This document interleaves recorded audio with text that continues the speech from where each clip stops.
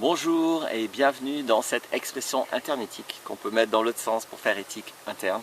C'est une émission de Que vivent nos relations TV que je vais associer à mon site être-humain.net avec pour thème aujourd'hui encore les parents. Ce que je peux dire, c'est qu'en 15 ans d'avoir aidé énormément de gens, maintenant des centaines et des centaines à faire des échelles émotionnelles, je peux dire que dans l'immense majorité des cas, on en revient à papa et ou maman.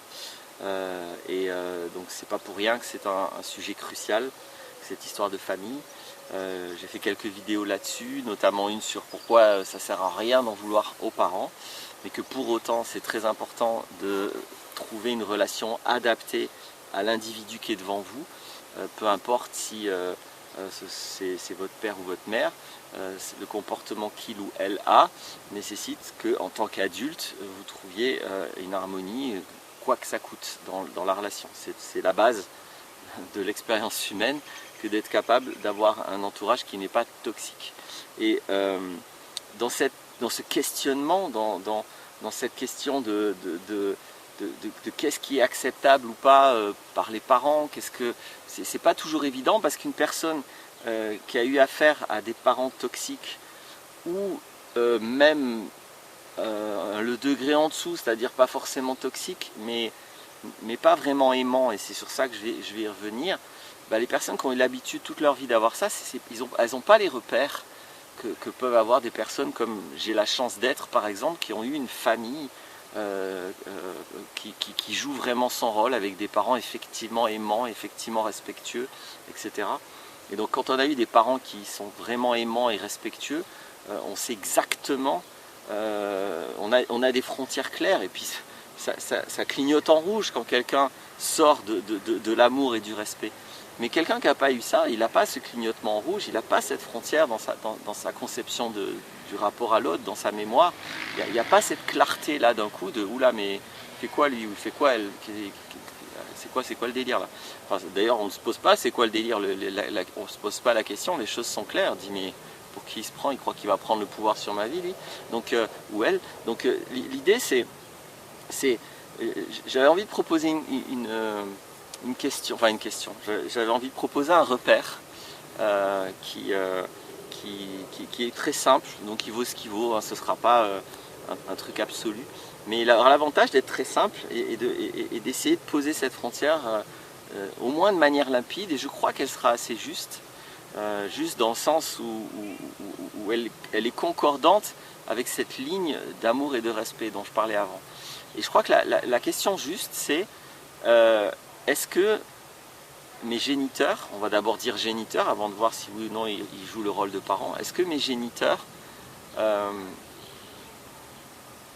veulent ou vivent vouloir que je sois heureux ou heureuse si je suis une femme? Est-ce que c'est ça le repère de mes géniteurs? Est-ce qu'ils sont heureux que je sois heureux, même si ça ne correspond pas à leur vie, ça ne correspond pas à leur choix? C'est-à-dire que le parent qui est effectivement aimant et effectivement respectueux est dans tous les cas un parent qui veut le bonheur de son enfant, point. Et c'est sa priorité absolue.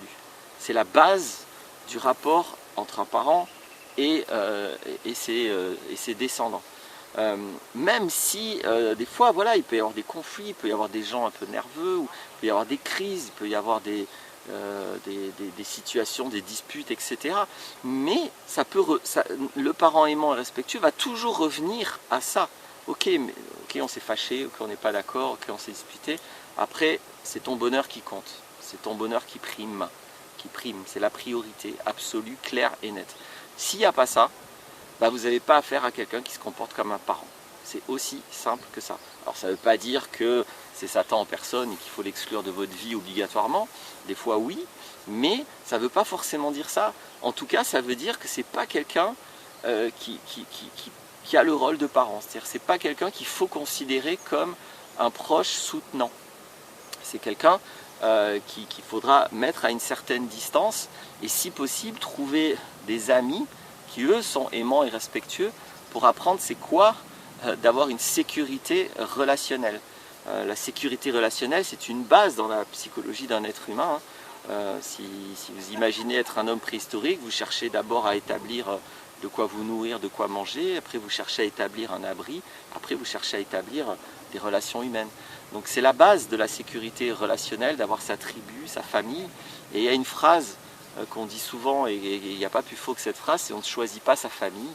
Et non seulement on choisit sa famille une fois qu'on est adulte, mais en plus c'est crucial de la choisir, sa famille. Voilà. Donc la famille, c'est les gens qui veulent votre bonheur, avant tout. Ça ne veut pas dire qu'ils ne vont pas faire tout ce que vous voulez qu'ils fassent pour votre bonheur. Attention, hein. On est adulte, on est indépendant. Hein. Ce n'est pas à eux d'établir votre bonheur.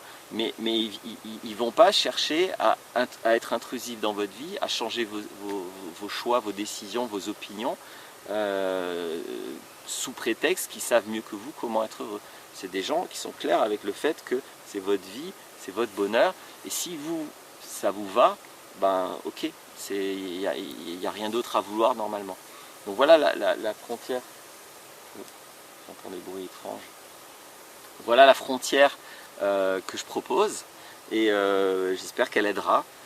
Si quelqu'un est clair avec le fait que c'est la priorité, votre bonheur, ça c'est un parent. Voilà. Après, bon, quand vous êtes adulte, normalement vous n'avez pas forcément trop besoin de parents, c'est pour les enfants. Mais encore une fois, c'est toujours important en tant qu'humain d'avoir autour de soi des gens aimants et respectueux.